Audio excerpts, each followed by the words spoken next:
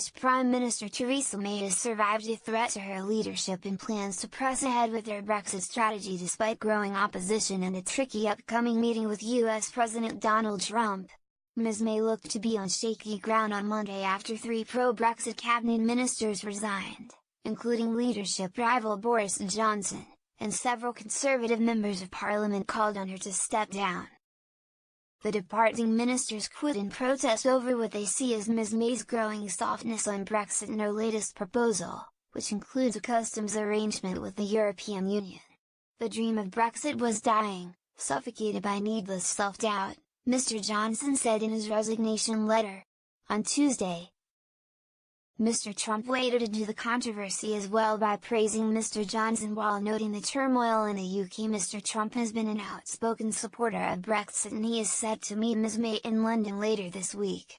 "Boris Johnson is a friend of mine, he's been very, very nice to me, very supportive," Mr Trump told reporters in Washington. "And I maybe will speak to him when I get over there." Ms May has moved quickly to try and re-establish her authority. She replaced Mr Johnson and the other former cabinet ministers within hours and publicly challenged their reasons for resigning.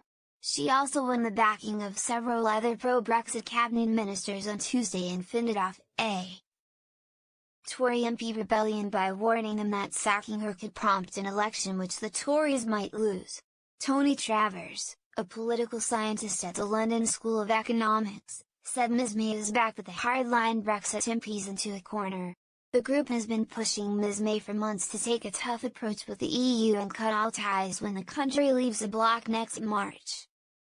Most other Tory MPs, and several business groups, have urged more caution and advocated maintaining economic links with the EU, including remaining in the customs union, which provides for the tariff-free movement of goods among member states. Last Friday, Ms May opted for the latter approach and proposed an arrangement that would keep the UK largely within the customs union. That infuriated many hard Brexit MPs and led to the cabinet's resignations, but Mr Travers said the pro-Brexit group has few options. The big test for them is if they're as affronted as they say they are, will they dare trigger a vote of confidence in her leadership? "The risk of that is, she'd win," said Mr Travers. The other option is for the pro-Brexit MPs to bring down the government and trigger an election, which they could do since the Conservatives don't have a majority in the House of Commons. But the party is trailing the opposition Labour Party in recent opinion polls and Labour is even less likely to push for a hard Brexit.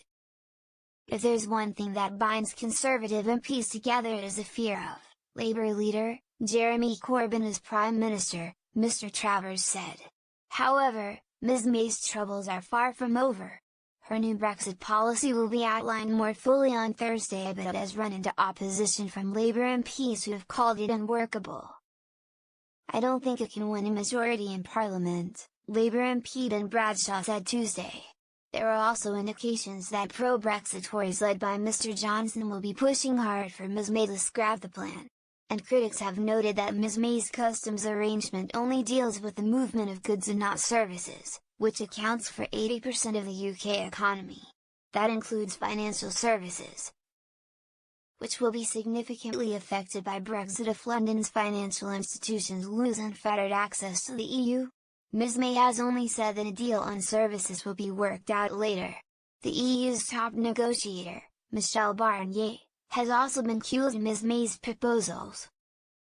In a speech in New York on Tuesday, Mr Barnier noted that the EU and UK have worked out 80% of a Brexit deal that will govern relations going forward.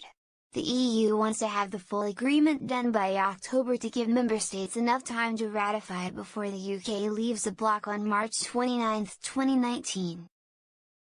The departure date can only be extended with unanimous consent. The EU and UK resume negotiations next week and Mr Barnier raised doubts about Ms May's plan. "We will protect the EU's single market, which is based on the indivisibility of what we call the four freedoms, of people, goods, services and capital," Mr Barnier told a conference in New York on Tuesday.